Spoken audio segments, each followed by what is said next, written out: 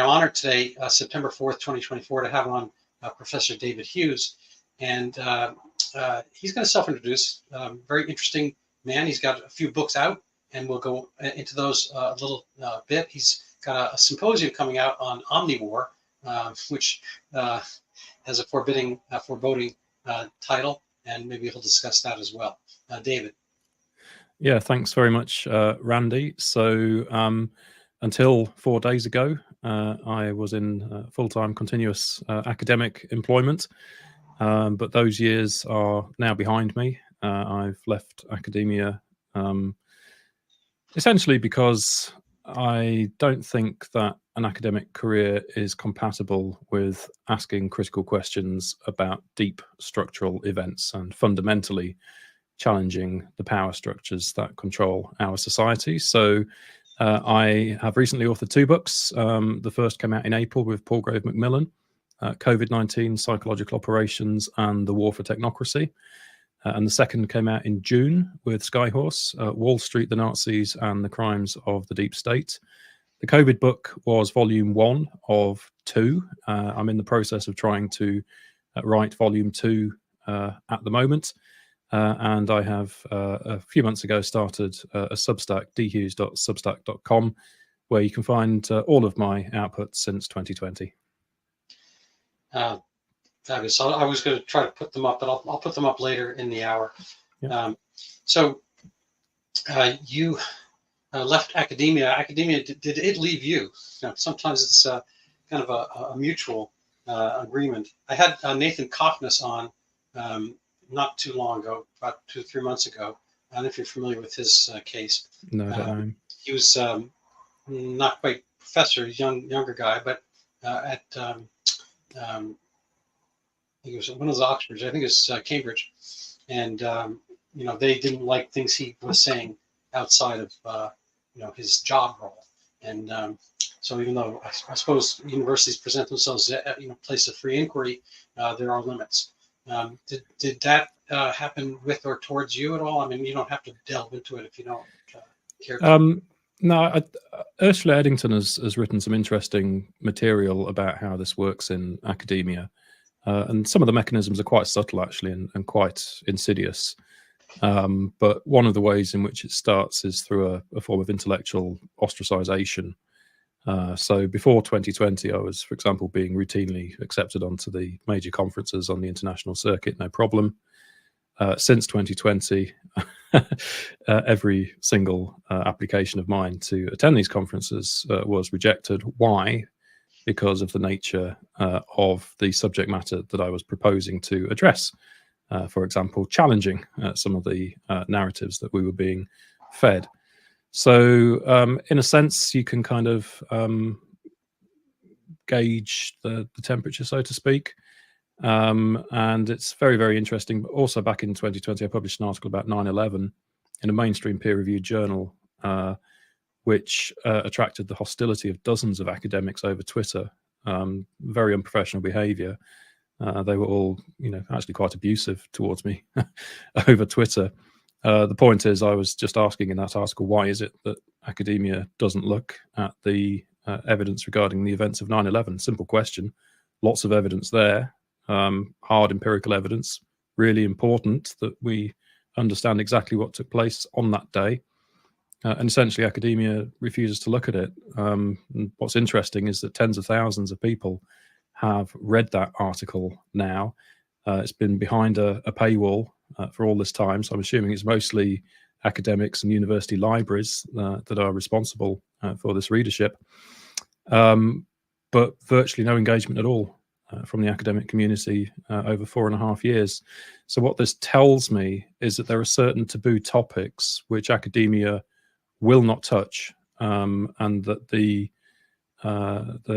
socialization, if you like, that's involved in becoming an academic, where so much is about chasing money, essentially, research grants and writing the kind of material which will please the prevailing power structures, renders it almost impossible to ask the really big and really important questions about how power actually operates in the world today. So I've come to understand all of this. I'm going to write a series about it on my Substack. But the point is, the situation in the world today is so grave and so serious that I'm not willing to spend any longer playing these games, trying to kind of reconcile, this kind of genuine truth-seeking inquiry with, whatever's necessary to sustain an academic career. At this stage, we all have to do what's necessary to challenge the tyranny, which is coming down the tracks pretty hard. No. Let me just ask you kind of in context. I think it was even Cowgirls Get the Blues by Tom Robbins or Tim Robbins, I think Tom. And there's a kind of a refrain. The situation is desperate as usual. They're always turning on the news, and the news every single time throughout the book, it's a trope, is the situation is desperate as usual. So given the situation is desperate currently, probably as usual, when in the course of human nature, mankind, has the situation not been desperate? Is there a kind of a David Hughes perfect moment when things were working and people didn't kind of group and band for one means or another, kind of against, say, the greater public will, if there was one? No, because that would be a romanticization of the past. But what I would say is that it is demonstrable that since 2020, things have become a great deal worse than they were. And that is because of what I have called the Omni-War, which is now being waged against humanity. And I don't mean that as a metaphor or a euphemism. I believe and I argue that we are all now caught up quite literally in a war which is being waged against us for the purposes of biodigital totalitarian enslavement. This is a military operation which is underway. It's been planned for quite some time, and I think people need to realize this. So thank you for mentioning the Omni-War Symposium coming up on the 21st of September, which I'll be doing with Patrick Wood, Catherine Austin-Fitts, Dan Brody and Lissa Johnson.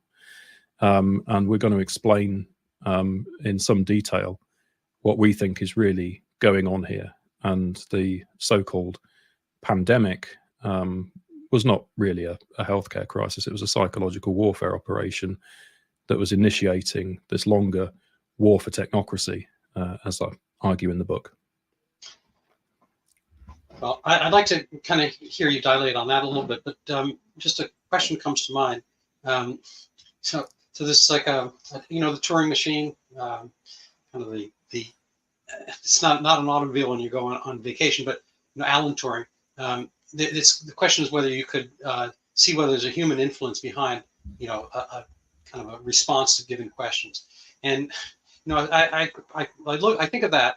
I'm not sure I'm doing it accurately or in the right vein, but nonetheless, I think of this type of instance when people say, how many years does it take to get a degree in French literature? 4 years.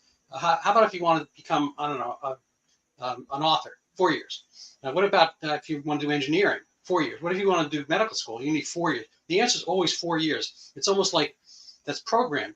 And so college obviously doesn't conform to your, it's not tailored to one's needs. The answer is always here in the United States, 4 years. No matter what it is you want to do, engineering, barista, so forth. You're always going to have 4 years, philosophy, and so forth.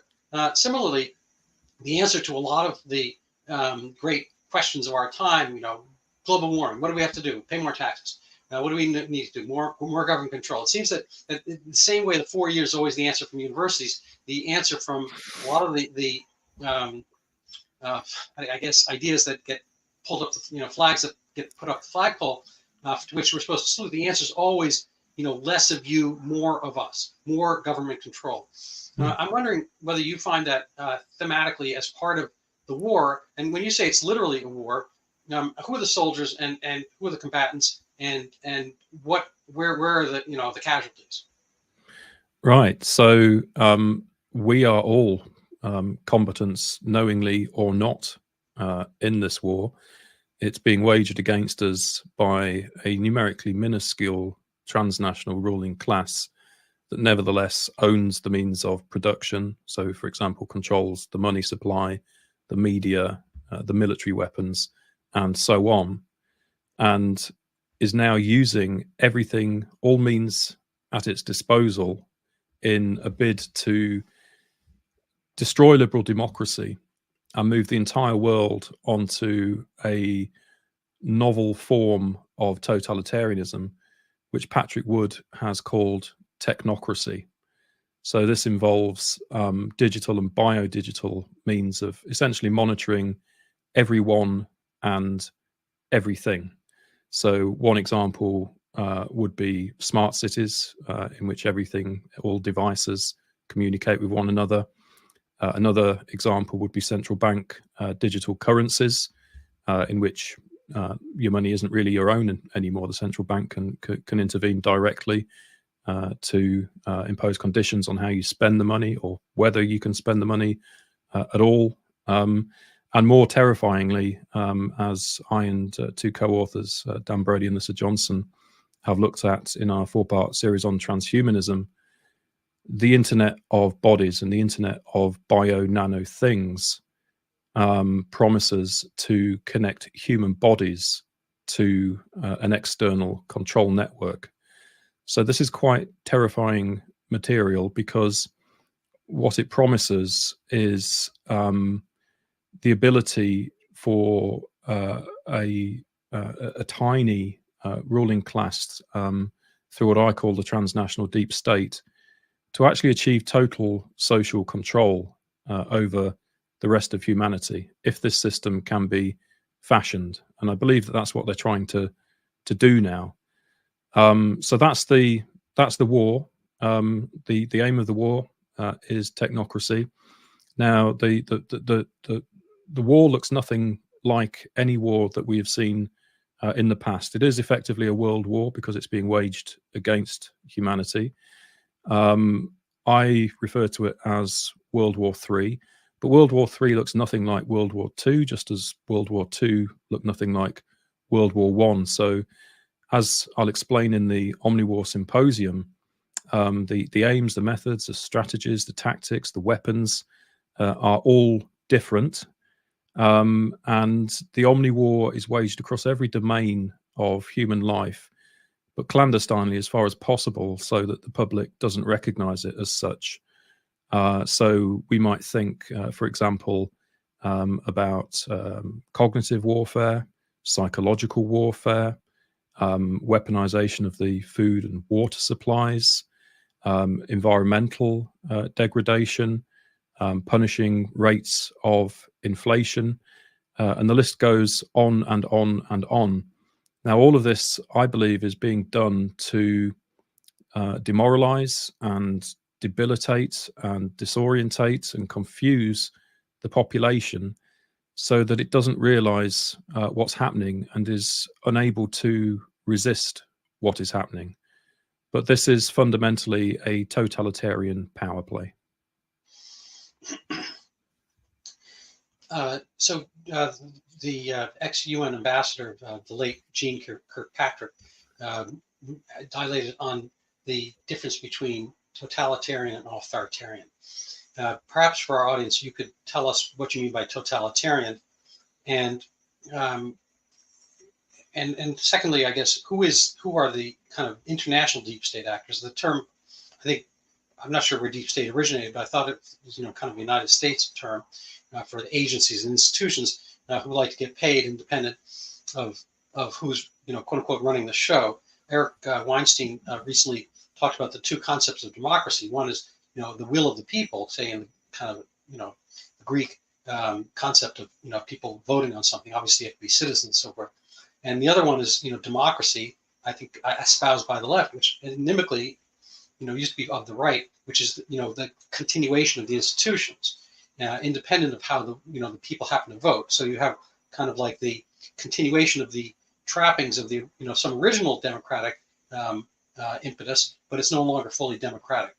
And if we can make this question even deeper and laden, what is the resistance, and are there other wars transpiring which might be of greater import? For instance, kind of global jihad. Wow, there's a lot in there. Yeah, I apologize. That's okay. The the concept of the transnational deep state, I would advise viewers and listeners to read my book, Wall Street, the Nazis and the Crimes of the Deep State, where I explain in some detail what this is and what the historical origins are.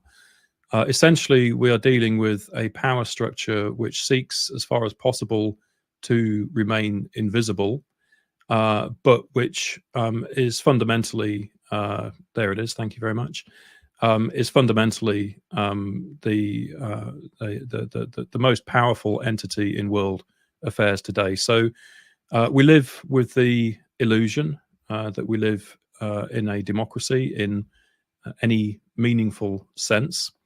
I think democracy has been progressively hollowed out since 9/11 at least.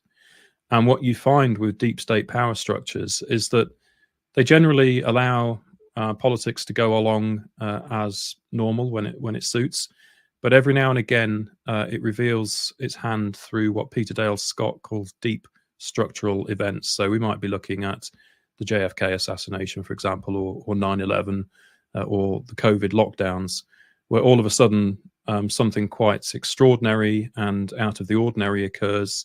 Its provenance is typically very difficult to ascertain, but nevertheless, what we do know is that the course of history changes quite profoundly thereafter.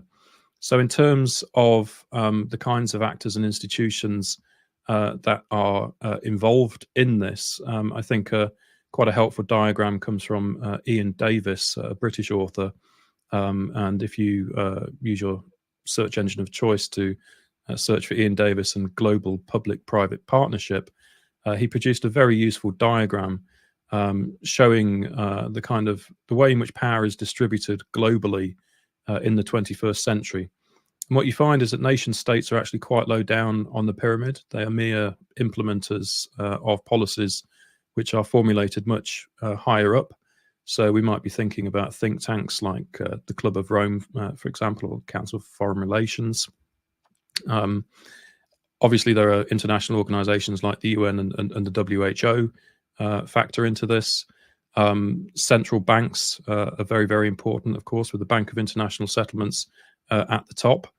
The major philanthropic foundations, such as the Rockefeller Foundation or the Carnegie Endowment for International Peace. There's a vast network now of actors which act more or less in unison. They've become increasingly coordinated since 1968, at least, if you think about the Trilateral Commission and the World Economic Forum originating in the early 1970s, essentially to promote and coordinate the interests of transnational capital. So clearly, when you look at, for example, meetings like the Bilderberg Group or like Davos, there's a lot that takes place behind the scenes, very secretive. The public doesn't get to find out what's really being, thank you very much. There's the Ian Davis diagram. The public doesn't get to find out what's really said behind the scenes at those meetings. But it's very, very clear that there is a global conspiracy taking place there. So some of the actors are quite obvious and are not necessarily hidden. If you think about, I don't know, Klaus Schwab or Bill Gates and these kind of figures. Other actors will be less well known, and some might be not known at all. But the point is that there is this power structure that I refer to as the transnational deep state. It's a real existing entity. It's a very useful analytical category for understanding what's taking place in the world. And it is arrayed against humanity right now and is coordinating the Omni-War against humanity. So in terms of resistance, it starts with each and every one of us because we're all engaged in this war, like it or not. And I think that it starts fundamentally with the role of conscience and also awareness. There's great evil has been spreading throughout the world, particularly since 2020, as all of this has been unfolding. You know, the coerced injection of populations, putting children in masks and much else besides. There's an awful lot wrong Politics has been badly corrupted. The professions have all failed in their various ways. Everybody at some deep level must know that there's something very, very wrong at the moment. And so if you're honest with yourself and you look inside yourself, you have to start asking critical questions about what's really taking place in the world. And once you start to do that, and once you start to develop an understanding of what's really going on, then it creates a moral imperative and obligation upon each and every one of us to take action to do something about this. Now, I don't have a magic bullet in terms of how to stop this and how we can win the war. But what I do know is there are 8 billion of us, and maybe tens of thousands, I don't know, relatively very few of them. So we certainly have the numbers on our side. So we do need to spread awareness. We need to spread information regarding these events and these actors as far as possible. And if each and every one of us does whatever is within our individual gift to try and, in a sense, it's like taking up arms in the war, whatever it is that we can do. Some people may be good at monkey wrenching some of the technologies. Some people may be good at organizing protests. Some people run podcasts.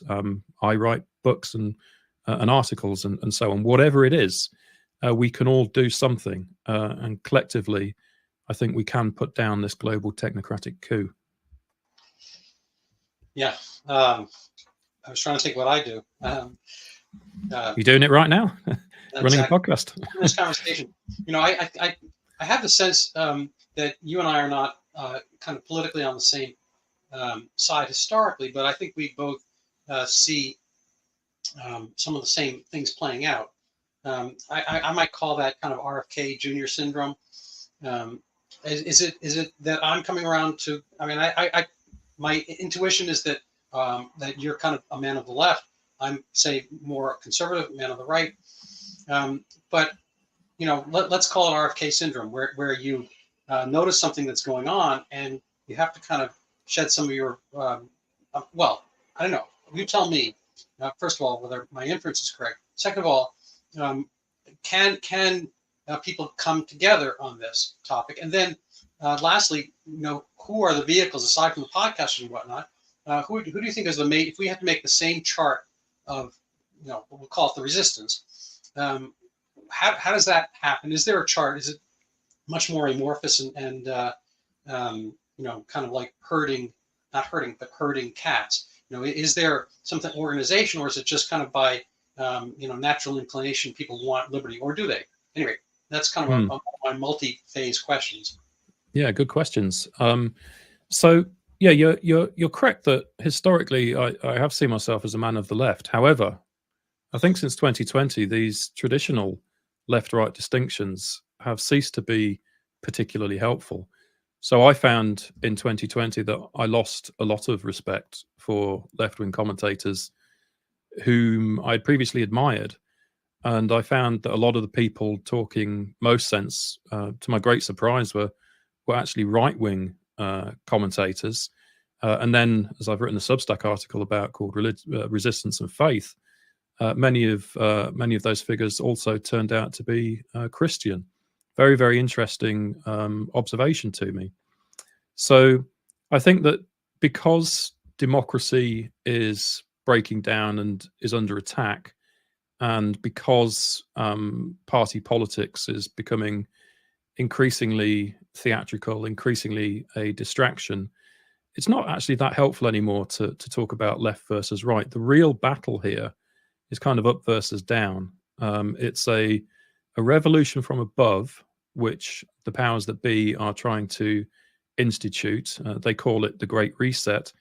Essentially, it's an attempt to remake the whole of society, politics, economics, etc., from the top down to suit the interests of the ruling class. If they are successful in that, I contend that the result will be a biodigital slavery system, a global technocracy. And then, therefore, what is required to stop that, in my view, is a social revolution, a revolution from below. to overthrow this deep state power structure that is seeking to oppress us. Now, to come to your second question about, is there a diagram of the resistance? I kind of wish they were. And one of the problems that we face is what I call the three camps of awareness. This all has to do with perception management. So very briefly, camp one is mainstream narratives and all of the things that politicians and the media try to persuade us of, typically full of lies, indeed big lies. But nevertheless, most of the population swallows the lies because they've been heavily propagandized and indoctrinated for their entire lives. Camp two is for those who have doubts about camp one. They realize that there's something very badly wrong. So, maybe you realize that it's impossible for two planes to destroy 3 towers on 9/11, or you realize that there's something really badly off about the lockdowns. And you start asking some critical questions, and you actually leave camp one, which is a difficult thing to do because it requires you to jettison a whole host of assumptions that you've developed over the course of your life about the strength of liberal democracy and the inherent virtue of Western civilization and all of these kind of things. But if you make it into camp two, there you are met, in my opinion, by a battalion of fake dissidents and fake heroes who have been placed there to win your trust and ultimately mislead you or take you down avenues which won't lead anywhere useful in terms of resistance.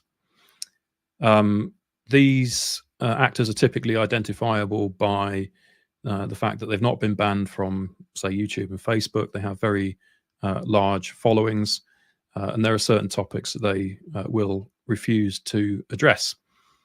And finally, camp three is the truth, and it's a very hard place to get to because you've got to get out of camp two and into camp three, and it's also a very ugly place to be because when you see how power is really working in the world, it's very frightening and psychologically very difficult to accept. So there are various barriers for people getting there, and of course, particularly online, algorithms can be used to manipulate perception so that those in camp one are only really exposed to the mainstream ideas and they stay in camp one. Those in camp two are mostly exposed to the camp two ideas and they stay in camp two. Those in camp three, they have their voices throttled. They don't have major platforms. They have very low numbers of followers. They have what Linda Yaccarino calls freedom of speech, but not reach. So it's very difficult to get to. So if we're trying to map what the resistance looks like, it's really, really tricky because we never quite know for sure who are the genuine good actors and who are not. We also know we don't know just generally among the public kind of how deep the levels of resistance run, how deep the skepticism goes. About a quarter of the UK population, according to official figures, refused to take a COVID-19 vaccine. Numbers are probably higher once the figures are all kind of massaged and manipulated when it comes to COVID. So there's probably a sizable minority of people who not only have their doubts but are unwilling to go along with a lot of this. But actually being able to say with any certainty, how many people there are or who they are or who to trust, it's actually very, very difficult. Right.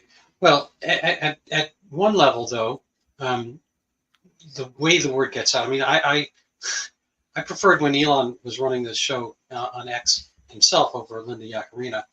And I noticed from my own X followership went from 0 to 5,000 in like a few months. And then it's been like hovering around 6 or 7, in the meanwhile, in like over a year since then. And that's the Yaccarino era. So I do have the freedom of speech, but not of reach. And I've had like amazing people on, over and over again, including yourself, interesting people. And I used to get, I mean, every now and then I've had one episode that has like 1 million views, but most of them, they top out, much lower than they did in the Musk era. But I think that there's, the way to get around this. I watched The Wizard of Oz like over and over and over again as a kid, because that, there's only a few channels, and they played some things, yearly at a certain time of year. So The Wizard of Oz is kind of a favorite of mine as a movie more than as a book. But, in that case, the wizard obviously not a wizard. But I think there's certain aspects to the way things are today. I mean, Klaus Schwab is not a wizard either. And whoever replaces him, and Soros, George, and then Alex, whatever, they're just people. They live and breathe and, have digestive disorders or pneumonia or whatever, like anybody else. They get issues and so forth. They're just humans, there's no sense like glorifying them. But I think you're right to point out some of the institutions. But getting back to the Wizard of Oz analogy, I think the Wizard of Oz is able to run the place, and he does it behind the green curtain. And so, who is the man behind the great curtain? Everyone thinks he's the Great Oz, and he's got a megaphone, and technology not like today, but his voice echoes through the place, and people all think that he can do something for them. So the supplicants come, the Tin Man, the Cowardly Lion, and the Scarecrow come, and they want something from him. Now, in this case, the wizard is benevolent. I think it's not Klaus Schwab. It's more like, say, Marcus Aurelius, as it turns out, a ruler, but a ruler with sympathy for the people. And he anoints them essentially by saying that they had, in their own personal quest, they had uncovered the attributes which they want. So he basically gives them knowledge. He gives them wisdom to recognize that at their own travails, they have a lot of what they already need. Now, that's not to say, Schwabian, you will have nothing to be happy. That's not quite the same thing. But, we don't have that kind of leader. I'm wondering, can our institutions produce the leadership? Are we never going to get that? Why do we have our leaders, kind of so, what's the word? Have so much animosity to the people themselves. They want not just the Great Reset, but kind of, people doubt this, but the Great Replacement. Kind of replace the people who are there, who are semi-knowledgeable, with those, from, say, other third world places and whatnot, to use that term, might have less, respect and knowledge of their own place. It seems to me like a kind of a self-preservation aspect, where the leadership is insecure about themselves, and they have to kind of keep changing and morphing in order to maintain a power structure. I don't know if you find anything there you want to pick over. Yeah. So in my COVID book, I'm quite damning of the entire political class over the lockdowns and the coerced injections and so on. In the UK, for example, Parliament repeatedly voted in favour of renewing the Coronavirus Acts, which is one of the most draconian pieces of legislation that's ever been passed in this country. There was no real resistance at all among the political class to these measures, which were demonstrably harmful. And furthermore, the UK government knew that they would be harmful. It published a report in July 2020 saying that in terms of the quality adjusted life years lost because of the lockdowns, it would be worse to lock down than not to lock down. And nevertheless, it locked down anyway and kept the country in an almost continual state of lockdown until July 2021. So in my opinion, the political class has an awful lot to answer for. Now, does that mean that the book stops with the political class? No, because as I've already said, politicians are mere implementers of policies that are formulated at higher levels. And it seems to me that politicians must be bullied, bribed, blackmailed, or otherwise coerced, maybe brainwashed, in order to en masse sign off on so many of these policies. I actually put that question to Andrew Bridgen a few weeks ago, and he agreed with me. British MP, former British MP, just lost his seat. So there's a real there's a real problem there with the with our politicians. But what we need to understand is, you ask why are they so hostile to us? the migration aspect you describe, I regard as just one of many aspects of the Omni-War. In this country, net migration to the UK has remained within a broad spectrum of between 170,000 and 330,000 people between 1994 and 2022. It never really went out of that range. And then all of a sudden, in Q3 of 2022, it spikes significantly higher and heads all of the way up in excess of 700,000. And furthermore, while previously most of the net migration had been EU, from the EU net migration, during this extraordinary spike, virtually all of it is non-EU.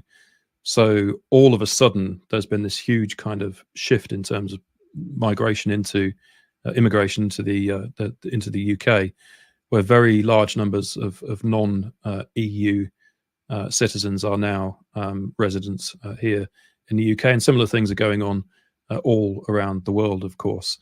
So again, the transnational aspect to me signals that this is non-accidental. It's part of a wider nefarious agenda. Yeah, thank you very much. So there we go. That's close to the 700,000 figure that I mentioned. It did top 700,000 at one stage, but you can see there how significant that spike is in 2022, 2023, and still continuing. So yeah, so the hostility. I mean, it's a war, as I say, and the only way of properly understanding this war is in terms of global class relations. It's a war being waged by the transnational ruling class, the ruling classes of all countries, fundamentally in cooperation, in order to be able to maintain their rule and maintain their position at a time when the existing control system has largely gone into crisis now. So I argue this in chapter 1 of the COVID book. Mark Carney, for example, was addressing some of the most powerful figures in international finance at Jackson Hole, Wyoming in August 2019, and openly stating that the existing international monetary and financial system was about finished. That was the same month at which BlackRock started getting going on what John Titus has called its going direct reset, in refashioning the whole monetary system. In 2019, we saw major social protests in 35 different countries. That's 1 in 5 countries. So major unrest all around the world after a decade or more of austerity and 4 decades of neoliberalism, seeing the wealth distributed in an ever more unequal manner, accruing ever more to the top 1% and the top 0.1% and the top 0.001% and so on. So it's produced a terminally kind of lopsided oligarchic capitalism, to quote Kees van der Pijl, Dutch scholar. And the propaganda system also failing after 2 decades of independent media and citizen journalism and so on, and more people seeing through the lies. So all of these control mechanisms, which have been in place for decades and were sufficient to manage the population, really were failing in 2019. And that's why this COVID operation got going in 2020. They had to make the move for the sake of self-preservation. So on the one hand, they've been preparing for this for decades. When I say they, I'm talking about the ruling class here. On the other hand, I still sense it may have come a little bit earlier than they would have liked, because there was also quite a lot that was kind of botched about that COVID operation. They've played their hand in a major way. A lot of people who would otherwise have stayed asleep, in inverted commas, are now waking up in ever faster numbers. And of course, once awake, you stay awake. So there's an awful lot happening at this moment in history. Yes, I agree. I was reading through your book, and I had a couple of quotes that when you talk about 2019 being this year of crisis, I personally don't remember it that way. I mean, economically, things were kind of, haven't been really better in a few decades. The United States had 3 years of Donald Trump, and whatever people may think of him, the economy was doing gangbusters. We had the lowest unemployment in decades, and one of my areas of interest, the narcotic opioid epidemic, had gone down. The numbers of deaths had gone down, and this is like one of the great unspoken things. Our media makes sins of commission, and they make sins of omission. One of the, whenever something happens well under Trump, they don't mention it. And this kind of, if you don't hear about the opioid epidemic, that means it's getting better. And so it did, because there were more blue collar jobs. I don't really want to go down that vein too much, but I wrote about it in Brownstone on the methadone article about the origins of the opioid epidemic. So 2019 was a good year, and I pulled some quotes from your book. We can maybe go over some of these. The COVID-19 book, not the more recent book. But let me just read from them. I can put them up, I guess. Sorry.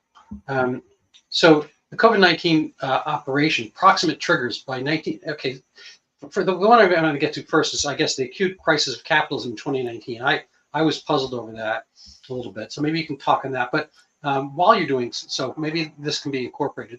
This is a quote from your book: COVID-19 operation, proximate triggers, and you have them capitalized, so I assume that's a name. Now, by 1968 at the latest, the logic of an increasingly transnational class struggle meant that the ultimate outcome would either be a global dictatorship, the fulfillment of a permanent revolution, or world socialism, requiring the expropriation of the means of production, et cetera, et cetera. And I'm just wondering, are those the only two choices, and what does it all mean? And what was the acute crisis of capitalism per se? And if it was, when things got so much worse during COVID-19, the following year and years, wouldn't we have seen, a greater collapse if things were collapsing in 2019, and then we had this kind of body blow to the world economy in the subsequent years? Right. So when we're dealing with capitalism, it's not just an economic system. Capitalism is also a social system, and it's about class relations. And it's a system which permits the ruling class to maintain its domination over the working and lower and middle classes. So it's important to understand it in that way. So we go beyond just economics and GDP figures or whatever. So the acute crisis is really evident through the social protests, when it becomes very, very clear worldwide that people are getting pretty sick and tired of existing arrangements. So, for example, if you look at real income, i.e. Adjusted for inflation in the United States, for most of society, it hasn't risen barely at all since the 1960s, nor has the minimum wage. Nevertheless, massive amounts of wealth have been generated. So where is all of that wealth going? Now, in chapter 1 of the book, I cite the World Inequality Report from 2022, produced by 3 French academics, including the well-known Thomas Piketty. And what it shows is that worldwide, 76% of the world's wealth is controlled by only 10% of the world's population. The bottom 50, the poorest 50% of the world's population, so that's half of humanity, controls only 2% of the world's wealth. And in the last 25 years, the report notes, of all of the additional wealth that has been created globally, 38% of that has accrued to the top 1%. And then when you look within the top 1%, it accrues mostly to the top 0.1%, 0.01%, and so on. So there's a kind of almost exponential curve towards the end. So the acute crisis comes when you have a system which is so lopsided in that manner, and when significant protests begin, which were also starting to assume a socially progressive form as well, not like the kind of populist movements of previous years, but some much more socially progressive kinds of protests in places like India and Chile and so on. So this was obviously seen as a major threat by the ruling class, And I think that was one of the key reasons why they took the decision that they did to shut everything down in 2020. And all of those worldwide protests, of course, went away. And what did we have instead? The lockdowns. And just quickly to come back to your Wizard of Oz analogy, the lockdowns were kind of in and of themselves a psychological operation to, at one level, conjure a kind of illusion of omnipotence.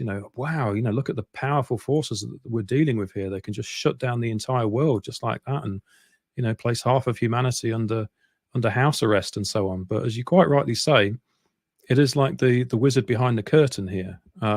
They don't want you to see how few of them there are. They don't want you to be able to piece together the class relations at work here. Instead, everyone, the aim is to keep everybody psychologically deceived, confused, in a state of fear and stress and so on, so that the public doesn't realize what's fundamentally going on. But that, I think, is the bigger picture that we need to see here. Well, thank you for that. I'm not a Piketty fan. I'm more of a Thomas Sowell fan, and he talks about income inequality, and we're not going to have time to do him justice per se. But that's a static. It's kind of like taking a picture of a horse, while he's in a race, and you have that picture when he's not touching the ground. And you just take that photograph. You say, "Oh my God, horses fly." It's a misapprehension to do that. There's a manner of flux. I venture to say older than you. I'm actually willing to stand by that. And I remember a time when the world had far more poverty overall, and there's been there's an old example that what would you choose just for simple lifestyle, leaving aside power? What would you rather be, like impoverished in New York City in 2018, or the Queen, the King of England in 1652? No toilets, no central heating, blah blah blah. All the creature comforts that we have, amongst the poor. The major problem in poverty in the United States is obesity. That used to be a problem exclusively of the wealthy, to have too much food. So I think what's missing out in this equality, obsessing over that. And I'm not saying you're wrong that people don't obsess over it, but I think it's a false false indicator, a misplaced. It's cat following the laser beam. It's a diversion, I guess. And really, you should be looking at how people and countries have done. And until 2020, they were all getting better. Life expectancy in Ghana was going up. I'm just using that as a placeholder. But all the indices of wealth were happening, throughout the economic sphere. And so people again, the situation is desperate as usual. Things are never perfect, but I think things there have been huge strides in the general level of capability in impoverished places. And I just want to kind of push back on one thing about the capitalism. I think capitalism, first of all, it started as a pejorative, intended so by Karl Marx. I mean, the actual system is free market, exchange and so forth. And that's kind of what we need for ideas, obviously. Not the true answer doesn't get out unless there's a free market of ideas and exchange. And I think, X currently is that. There could be others, but that is where it happens, and that is how we mutually benefit. I've learned a lot just by sitting next to you, transnationally, across the ocean simultaneously, amazingly enough, and that is obviously a Zoom call, whatever, all these kind of things that happen, via capitalism. It happened through free market. If you look at the satellite picture of North and South Korea at night, you see that one idea works and the other one doesn't. It's not to say everyone's happy in South Korea and capitalism always works and so forth, but it's clearly better than the alternative. And so, what you come down with is I would kind of push back that capitalism is those other things. I think people do those other things, but free marketism per se is just that. It's like if you're on X and you're having an argument, doesn't mean you're right, doesn't mean you win the argument, doesn't mean you come away happy, but you probably come away more edified than if you hadn't had it. And so I think that's all we can ever expect. At base, we're just a few branches away from primates and lemurs and lemurs and whatnot, and who don't have any of this stuff. So we have our miseries, we have our world wars and so forth, but we don't, kind of live out in the cold the way, rodents do, and have to deal with life such as raccoons and so forth. So the things can be bad, but they can also be good. Anyway, so we're kind of rounding out the hour, and I'd like you to, I'd like to give people an opportunity to look at your Substack and so forth, and I'd like to get a sense of kind of your thoughts and advice for people listening. Yeah, well, thanks for highlighting the Substack. I think you're right that inequality is only one aspect of the picture, and I think fundamentally when we're dealing in terms of class relations and the kind of control mechanisms at play, we can kind of bracket the kind of differences that we probably have between kind of free markets and kind of other interpretations of capitalism. But when you look, for example, at demonstrable projects initiated by BlackRock with the support of the central banks to refashion the international monetary and financial system, this is on a scale that hasn't been witnessed since the Bretton Woods arrangements of 1944, and the IMF chief Kristalina Georgieva actually likened what was taking place in 2020 to that Bretton Woods moment. So we can see, even from the pronouncements of these kind of key figures from their own mouths, that they see it that way, that there is a fundamental transformation now in play that they have initiated that is of the scale that you normally would only see through World War. So yeah, I think that's worth really keeping in mind. Sorry, what was your other question? My other question is, what's your favorite sport? No, do you have a favorite sport? Soccer. Not to play, but to watch. I'm quite a keen soccer fan. Yeah, no, I don't remember my other question, so I'm going to have to. No problem. But I want people to see your Substack, so I'm going to put it up here. Yeah, thank you. I appreciate that. So here we go. Here you have the symposium. That's right. Yes, that's pinned for the time being to advertise that. So we're hoping for quite a high viewership on this. It's going to be streamed across, I've been told, 15 to 30 channels or so. So the format of the event will be, we'll have 4 speakers, beginning with me, then Patrick Wood, then Alyssa Johnson, then Dan Brody. We'll each speak for 45 minutes with short gaps between the presentations. And we'll round it off with a round table event. Catherine Austin Fitz is moderating the event, and she'll also participate in the round table. So please join us for that, or if you can't, it's going to go up online afterwards in any case. Yes, and then across the rest of the Substack, you can see all of the different kind of things that I'm interested in across the top, from transhumanism and 9/11 to COVID and much else besides. And so I'm publishing all kinds of material on there for paid subscribers, snippets of volume 2 of the COVID book as I'm writing them. There's plenty of videos on there, plenty of interviews. Today I've just put up a presentation, a keynote presentation that I was invited to make for the Targeted Action Conference last month. So there's all kinds of material on there. Most of it's for free, but I would encourage particularly readers of the COVID-19 Volume 1 book, which I was able to get open access funding for that book, all of which went to the publisher. But what it means is that there it is. It's available for free to anybody to download and redistribute under a Creative Commons 4.0 license. So a lot of hard work went into that book. If you do download it, please do share it. I'd really appreciate that. But if you do find something of value in it, please also consider giving something back, particularly now that my academic career is over. I'm increasingly reliant on public support. So a paid Substack subscription is helpful to me. buymeacoffee.com/DA Hughes, or I'm just setting up a website at the moment, not much on there, but davidahughes.net, and there's a support tab there with a range of other options as well. So if you can help me keep doing this kind of work for as long as possible, please do, and I'll be extremely grateful for your support. Well, thank you very much, David. I end with my own little commercial here. If you want to help support my podcast, you can buy this book. That'll put a few coins in my coffer. It'll be even better if you read it. Even better if you buy it and read it, pass it around, and buy it, read it, pass it around, and give a great review. This is something that had people known about at the time, that Zika is a real dengue virus, and microcephaly is a real but unfortunate but very rare congenital abnormality.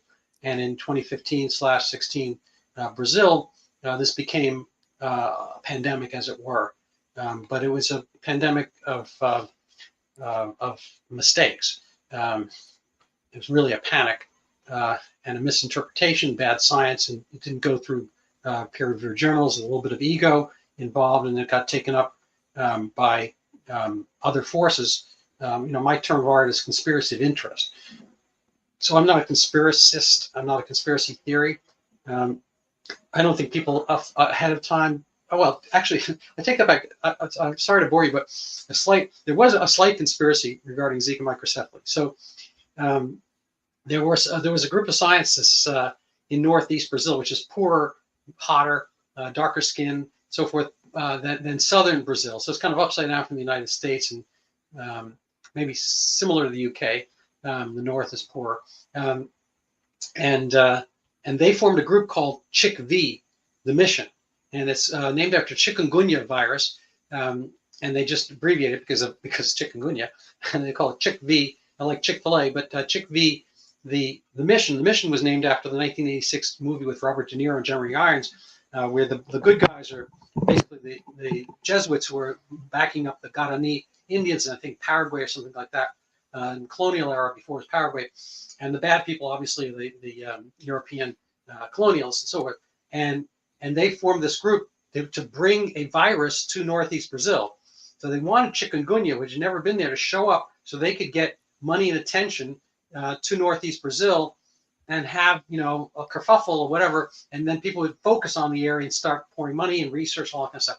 So chikungunya, the virus, didn't cooperate, but I think there was a little bit of bait and switch, and there was dengue and Zika are almost the same thing. There's 4 dengues that are named 1, 2, 3, and 4, conveniently enough, and Zika is not called dengue 5, but really could be, and had never appeared in the Americas. And somebody, I think, conflated some mild dengue cases with Zika. There were no Zika tests on Earth at the time, and anyway, so he announced it, and then it was sort of off to the races. He got a lot of fame and notoriety. He parlayed that into a better professorship in Argentina, Buenos Aires, and then a few months later, somebody said, "Oh, well, there's a few cases extra. Usually about 7 cases of microcephaly at a time in a city of 2.5 million people, Recife, northeast Brazil, spelled Recife, and there were probably about 13. So it wasn't a big pandemic by any means. It was going from 7 cases to 13, and so they had a bad criterion. They didn't really have a standard for measuring microcephaly because it's so rare. And so somebody from part 1 happened to live in part 2 and said, "Oh, that's new and that's new. That must cause that." And so since I'm on a riff, I'll just finish this up. So he, as a scientist, he called only the moms of microcephalic babies. He didn't do any comparison, and he called up 32 of them, and he or one of his assistants said, did you have any rash, chills, or fever back when you were pregnant last year? And so 25, 30, whatever, a lot of them said yes, because it's the tropics. Fever, anyway. So he had fever, rash, and chills. So if anybody who said yes, he said, "Oh, that was Zika. Therefore, the baby with microcephaly was from Zika." And then he announced that without any peer-reviewed studies and so on, and became a panic. And it kind of took over. So as far as there was a conspiracy, there wasn't a conspiracy per se for Zika microcephaly, but once it was there, it kind of took over the airwaves because, believe it or not, and in my feeling, ghoulishly, people wanted it to be the case so they could have emergency abortions. And abortions are illegal in Brazil and a few of the other conjoining Latin American countries. So it's kind of in ground zero for the NGOs that are promoting pro-abortion. And it was off to the races. So there were injunctions up to the Supreme Court and all that kind of stuff in Brazil. We hear a lot about the Supreme Court of Brazil now with Elon Musk and so forth. But anyway, that didn't quite succeed, but it got fanned by the left-leaning media as a way of bringing on abortion. And then the embattled president who was impeached, Dilma Rousseff, again spelled Rousseff, she brought the troops out and she rallied around Zika microcephaly as a national cause, so she could consolidate and entrench and so forth, and people would like her for having beaten back this thing. It didn't quite work for her. Anyway, it has been a lot of ramifications. People don't hear much about it, but there were ramifications all throughout Brazil. There's kind of a declining birth rate because people, lived in fear. They were told not to have any kids by a lot of the by the WHO aligned physicians in the area. So certain countries were given the dictate not to have children. Jamaica, Honduras, states within Brazil were told not to have any children until there was a Zika vaccine. Well, guess what? It's like almost a decade later, no vaccine. There would be no children in Brazil currently, if anybody had listened. So, as far as the dictates go, fortunately, people don't always pay attention to them. And it seems to be kind of inversely proportional, fortunately, in a sense, to, how much education people have. And a lot of the Western Europe places, have the highest levels of education, and they fell for a lot of the stuff that happened, with global warming and getting rid of nitrogen in the soil and, all kinds of stuff that's happening to get rid of farmers. It's very kind of fanciful stuff. Fortunately, I think the people who are actually a little bit hungrier, literally and figuratively, tend to listen to these things less. So, one of the leading lights of, I again, apologize for my riff here, but one of the leading lights of COVID, in my view, was the erstwhile president of Tanzania, who said, kind of the hell with this. We're not doing this. We have other bigger problems. We're not worrying about this stuff. And plus, I think he actually could, said COVID-19 was, there's no viruses, it's just the devil, whatever. So I'm not I'm not on board with everything he said, but the end result was they didn't do anything. They didn't shut down. Nobody died. And along the Sweden, a lot of other places, they kind of present a counterexample. So my little silver lining on some of these clouds is that, people are not the elites, and people sometimes have a better sense. Hopefully, common sense will be a positive genetic trait we were able to carry through. Yeah, brilliant. I'm no Zika expert, but the one thing that does come through to me there from your comments is that these epidemics and pandemics, they never seem to be quite what the public is told. Yeah. There always seems to be something else going on, doesn't there? Yeah. Well, I wish a pox upon their houses, and preferably a monkeypox. Anyway, very good. So we're going to call it a day. Thank you so much for being on, David. I appreciate it. I hope this will be the first of many meetings, and maybe I'll see you at one of the Brownstone events. Fantastic. Thank you so much for having me.